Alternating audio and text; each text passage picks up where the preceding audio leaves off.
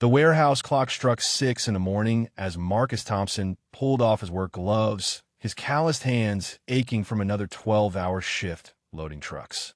The fluorescent lights buzzed overhead, casting harsh shadows across his tired face as he walked toward the time clock. His steel-toed boots echoed against the concrete floor, each step a reminder of the miles he had walked during his shift. Marcus punched out and checked his phone. One missed call from his neighbor, Mrs. Rodriguez, who watched 80-year-old Emma while he worked nights. No emergency, just a usual check-in. He smiled despite his exhaustion, thinking of his daughter probably still sleeping peacefully in her small bed, clutching the worn teddy bear that had been her mother's last gift. The morning air hit his face as he stepped outside, cool and sharp against his skin. His breath formed small clouds in the dawn light as he began the familiar walk home. No car meant a 40-minute journey through quiet streets, past houses where other families were just beginning their day. Marcus pulled his thin jacket tighter and started walking, his body running on determination rather than energy. 3 jobs kept him afloat, barely. The warehouse nights paid the rent. Weekend delivery, driving covered groceries. The few hours he picked up at Jimmy's garage when they needed extra help bought Emma's school supplies and the occasional small treat that made her eyes light up with joy. Saturday mornings were sacred in the Thompson household. After picking up Emma from Mrs. Rodriguez, Marcus would take her to Mel's Diner for their weekly tradition. One hot breakfast shared between them, with coffee for him and chocolate milk for her. It was the one meal each week where they sat across from each other without worrying about leftovers or stretching ingredients. Emma bounced beside him as they walked the 6 blocks to the diner, her pigtails swaying with each enthusiastic step. She chattered about her week at school, about the book she was reading, about her friend Sarah's birthday party that she probably wouldn't be able to attend because birthday gifts cost money they didn't have. Before we continue, drop a comment and let us know what state you're watching from. Maybe these small-town diners are common where you live. The familiar red neon sign of Mel's Diner came into view, its warm glow promising comfort food and a brief respite from their weekly struggles. Emma pressed her face against the glass window, counting the empty booths inside. Marcus pushed open the heavy glass door, and the bell above jangled their arrival. The diner was unusually crowded for a Saturday morning. Every booth was occupied, and most of the counter stools were taken. The smell of bacon and fresh coffee filled the air, making his empty stomach clench with anticipation. Carl, the diner manager, looked up from behind the register with his usual expression of barely contained irritation. His eyes swept over Marcus's work clothes and Emma's patched jacket with obvious disapproval. The man had never bothered to learn their names, despite their weekly visits for over 2 years. They stood near the entrance, Emma tugging at Marcus's hand as she spotted other families enjoying their weekend breakfasts. Marcus scanned the room, hoping for an opening, but every table seemed settled in for long, leisurely meals. Other customers brushed past them with mild annoyance, as if their presence near the door was an inconvenience. Just then, the rumble of a motorcycle engine cut through the morning chatter. Through the window, Marcus watched as a lone rider pulled into the parking lot, the chrome on the bike catching the early sunlight. The engine died, leaving sudden quiet. The diner door opened again, and the rider stepped inside. Marcus expected to see a burly man in leather, but instead, a woman in her 60s removed her helmet, revealing silver hair matted with sweat and eyes heavy with exhaustion. Her leather jacket was dusty from miles of road, and she moved with the careful stiffness of someone who had been riding for hours. She paused near the entrance, scanning the packed diner with the same hopeful expression Marcus recognized from his own face moments earlier. Her shoulders sagged slightly as she took in the crowded scene. The other customers barely glanced at her, too absorbed in their own conversations and meals. Marcus felt Emma's small hand squeeze his fingers as she noticed the woman's obvious fatigue. The rider's weathered face showed the kind of bone-deep weariness that came from pushing through the night, probably trying to reach some destination before exhaustion won. A booth near the back corner had just opened up as a family with young children gathered their things to leave. It was the only available seating, and Marcus had been eyeing it since they walked in. Emma had already spotted it too, pointing excitedly in that direction, ready to claim their usual spot for their special breakfast together. Marcus looked at the tired Rider, then at his daughter's expectant face, then back at the woman who was still scanning the room with diminishing hope. Without hesitation, he approached her with a gentle smile that reached his tired eyes. "Excuse me, ma'am," he said quietly. "There's a booth opening up back there. You look like you could use a good meal and some rest." The woman turned to him with surprise, her eyebrows raising as she took in his genuine expression. Behind him, Emma tugged at his jacket, confusion written across her young features as she realized what her father was suggesting. "But Daddy," she whispered urgently, pulling at his sleeve. "That's our table. It's Saturday breakfast day." Marcus knelt down to Emma's level, his hands gentle on her small shoulders. "Sometimes the most important thing we can do is help someone who needs it more than we do right now," he explained softly. "This lady has been traveling all night, and we can wait a little longer." Carl, the diner manager, had been watching the exchange with growing irritation. His type always causing delays, he muttered just loud enough for nearby customers to hear. The Rider's eyes filled with unexpected moisture as she looked between Marcus and Emma. "You don't have to do that," she said, her voice rough with emotion and exhaustion.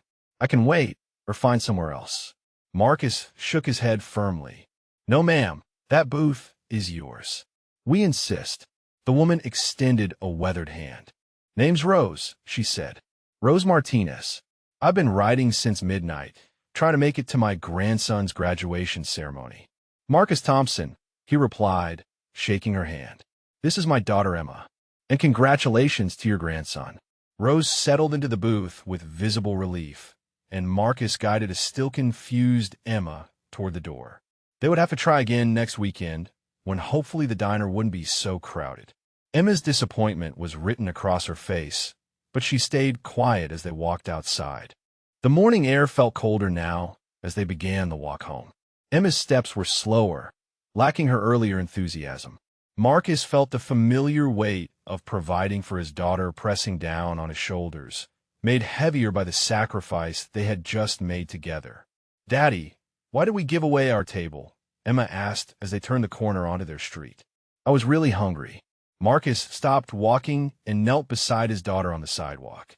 "Do you remember when Mommy used to tell you stories about angels?" he asked gently.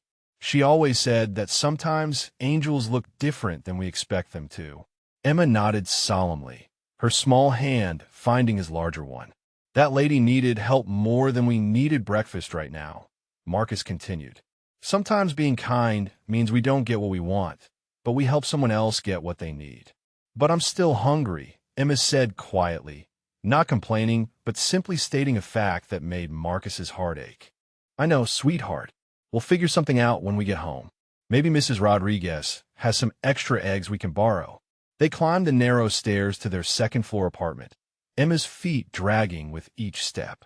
Marcus unlocked the door to their modest home, where the refrigerator hummed loudly and the morning light filtered through curtains that had seen better days, casting long shadows across their simple furniture. Back at the diner, Rose Martinez had been watching through the window as Marcus and Emma walked away. She had overheard the manager's dismissive comment and noticed how the father had handled his daughter's disappointment with such patience and grace. Something about the interaction stayed with her as she ordered her coffee. Frank Rodriguez, president of the American Freedom Fighters Association, had been sitting 3 booths away, quietly observing the entire exchange over his morning newspaper. He had ridden with Rose on many charity runs and recognized her immediately when she walked in. What he hadn't expected was to witness such a profound act of kindness from a complete stranger.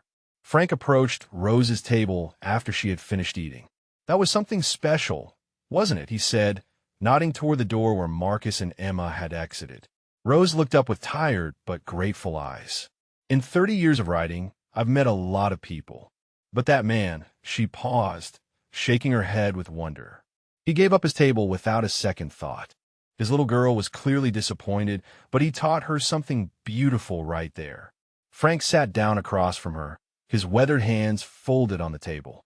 "I think we need to find out more about Marcus Thompson."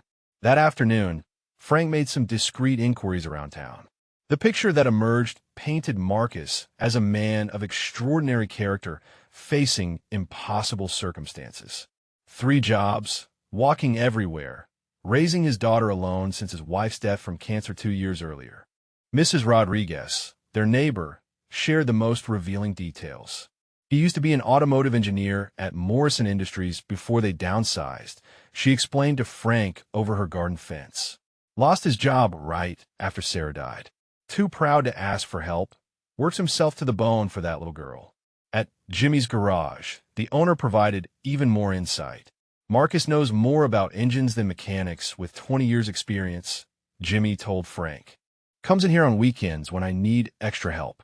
Never seen anyone diagnose problems so quickly. Fixes things other guys can't even identify. Frank learned that Marcus had walked 8 miles to the garage last weekend when his usual ride fell through. Worked a full shift, then walked home in the rain. The man's dedication to providing for Emma, despite his own exhaustion, struck everyone who knew him. By evening, Frank had heard enough. He made calls to other AFFA chapters, sharing Marcus's story. The response was immediate and unanimous. This was exactly the kind of person their brotherhood existed to help. 2 weeks later, Marcus received an unexpected phone call at home. A man named Frank Rodriguez explained that he owned a garage across town and had heard about Marcus's mechanical skills from Jimmy. He wondered if Marcus might be interested in discussing a full-time position. Marcus's hands trembled slightly as he held the phone. Full-time work would mean giving up the warehouse job, a scary prospect, but it could also mean regular hours and the possibility of spending evenings with Emma instead of sleeping through them. The garage was larger than Jimmy's shop, with modern equipment and several bays for different types of repairs. Frank showed Marcus around, explaining that they specialized in motorcycle maintenance but worked on all types of vehicles. The pay would be more than Marcus made at all 3 jobs combined.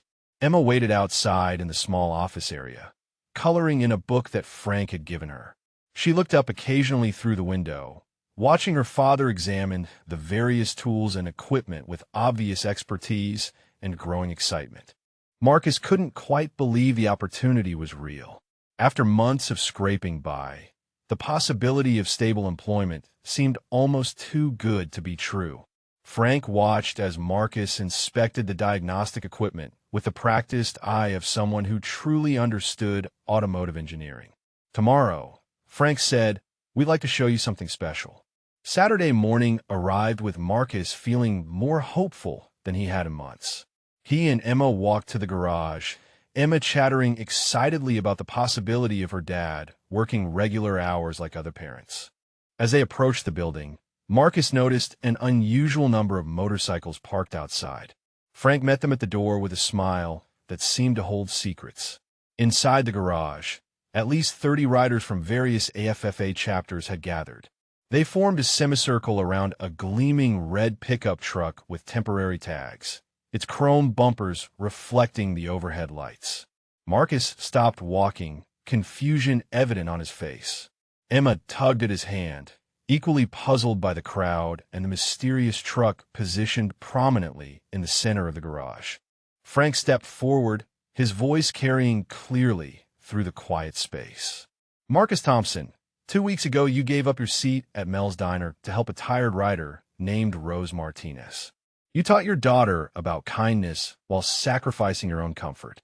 Rose emerged from the crowd, no longer wearing dusty leathers but clean jeans and an AFFA t-shirt. Her eyes were bright as she approached Marcus with a key dangling from her fingers. The American Freedom Fighters Association believes in recognizing genuine character, Frank continued. This truck is yours, Marcus, along with the job offer we discussed yesterday. Our community takes care of people who take care of others. Marcus stared at the key in Rose's outstretched hand, unable to speak as the reality of the moment washed over him. Emma broke the silence with a gasp of pure joy. Daddy, is that really ours? She whispered, her eyes wide with wonder as she looked between her father and the beautiful truck. Marcus accepted the key with trembling fingers, his voice thick with emotion when he finally found words. I don't know what to say. This is beyond anything I could have imagined. The riders applauded as Marcus and Emma approached their new truck. Emma ran her small hands along the smooth paint while Marcus opened the driver's door, breathing in the scent of new upholstery and possibility. Frank placed a hand on Marcus's shoulder. Your engineering background, your work ethic, your character, that's exactly what we need here. You'll be our head mechanic, working with some of the finest motorcycles in the state. 6 months later, Marcus had transformed not just his own life, but the entire garage operation. His diagnostic skills and leadership had improved efficiency and customer satisfaction. Emma rode to school each morning in their red truck, her backpack full of new supplies and her face bright with confidence. On Saturday mornings, they still visited Mel's Diner for breakfast, but now they drove instead of walking. Emma always insisted they look for someone who might need help, just like her daddy had taught her that important morning when kindness changed everything. If this story touched your heart, please drop a comment and let us know your favorite part, or if you've ever witnessed someone's kindness being repaid in an unexpected way.